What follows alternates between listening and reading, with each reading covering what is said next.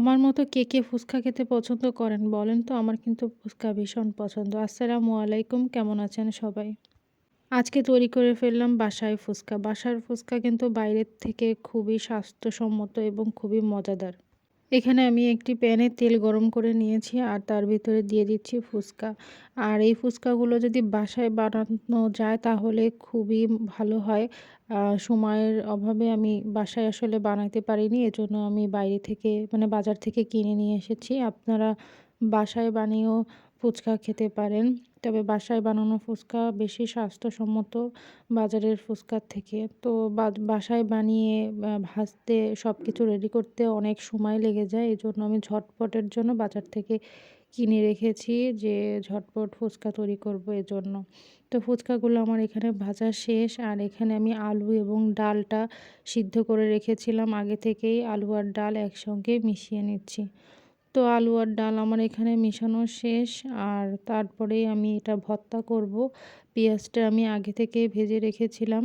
এখানে আমি কাঁচা পেঁয়াজ ব্যবহার করিনি, আমি ভাজা পেঁয়াজটা ব্যবহার করেছি।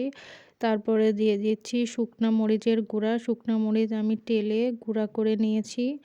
আর তারপর দিয়ে দিচ্ছি পরিমাণ মতো লবণ এবং সরিষার তেল। ঝালটা আপনারা যে যেমন খান তেমন দিবেন।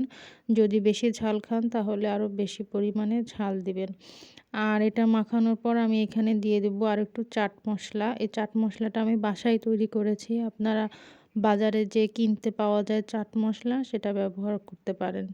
তো এখানে আমার আলু মাখানোটা কমপ্লিট। এরপর আমি তৈরি করব তেঁতুল দিয়ে টক। আসলে এই টকটার জন্য কিন্তু ফুচকা বেশি টেস্ট হয়। এখানে আমি তেঁতুলটা ভালো করে চটকিয়ে নিয়েছি। টকটা বের করে তেঁতুলের বিচি ফেলে দিয়েছি। আর এখানে দিয়েছি আমি শুকনো মরিচের গুঁড়া।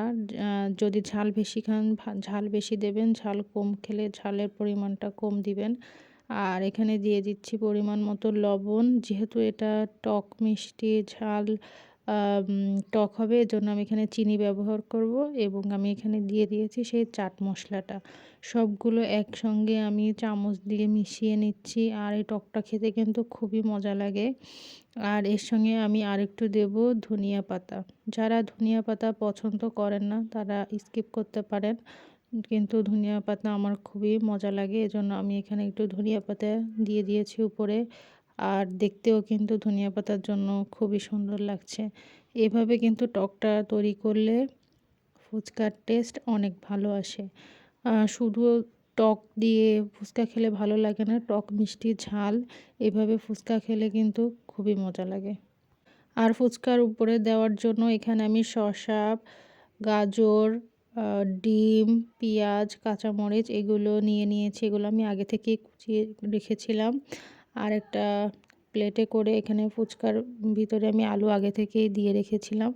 আর এর উপরে দিয়ে দিচ্ছি আম ডিম ব্রেড করে রাখা ডিম এটার উপরে ছিটিয়ে দিচ্ছি। তারপরে দিয়ে দিচ্ছি শসা, গাজর, কাঁচামরিচ আর ধনিয়া পাতা। এখানে যে চাট মশলা ছিল চাট মশলাটা দিয়ে দিচ্ছি আর দিয়ে দেব মরিচের গুঁড়া।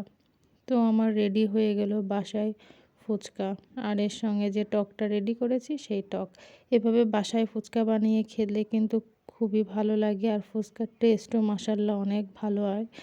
আমি তো প্রায়ই বাসায় এভাবে ঝটপট ফুচকা তৈরি করি। আমাদের বাসার সবাই ফুচকা খুবই পছন্দ করে। বিশেষ করে মেয়েরা কিন্তু ফুচকা খেতে খুবই পছন্দ করে। তো আজকের ভিডিওটা কেমন লাগলো কমেন্টে জানাবেন। আল্লাহ হাফেজ।